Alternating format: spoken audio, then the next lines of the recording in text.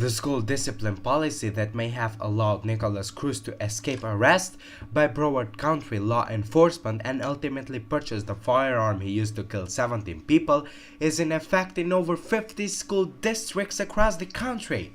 He probably wouldn't have been able to buy the murder weapon if the school had referred him to law enforcement. Veteran FBI agent Michael Biaslow told Real Clear Investigations.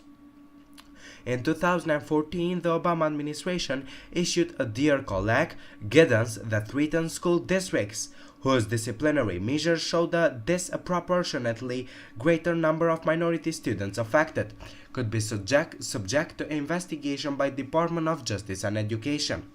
Deborah York, a new retired teacher in Edina, Minnesota, tells Breitbart News that she sees a lot of fear in schools, not only physical fear of being assaulted or violently abused, but system fear that's coming from the top down about gag orders and data privacy, where you can talk among your fellow teachers, even to share information.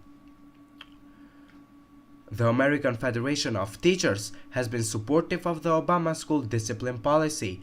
In fact, American Federation Teachers is asking its members to register for a webinar about how to protect the Obama-era school discipline guidance that allows disruptive and even aggressive students to void disciplinary procedures to help schools prevent and address discipline practices that discriminate against students of color.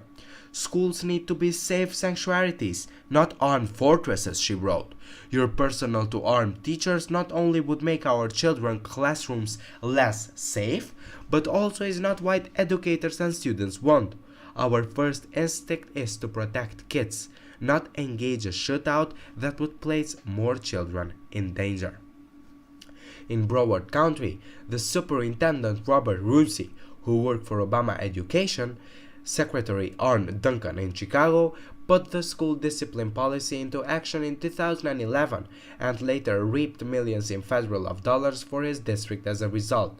Duncan and Obama Attorney General Eric Holder then put the same policy in place internationally when they released the Dear Colleague letter several years later.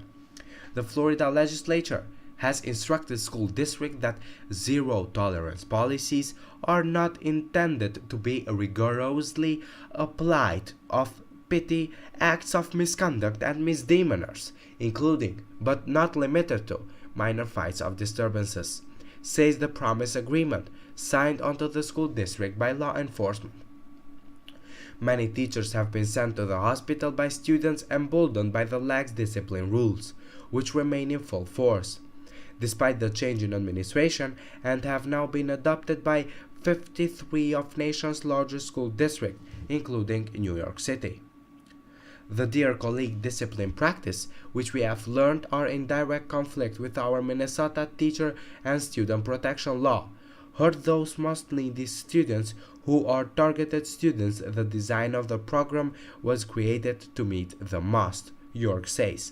Again and again, we have asked for revision of the Dear Colleague policy guidelines to hold all students to the same set of behavior guidelines per local district discipline policy guidelines. We continue to wait. Thanks for watching, guys. Subscribe our channel for more news videos daily and for what's viral today. Also turn on post notifications and don't miss nothing. A thumbs up really makes me blessed.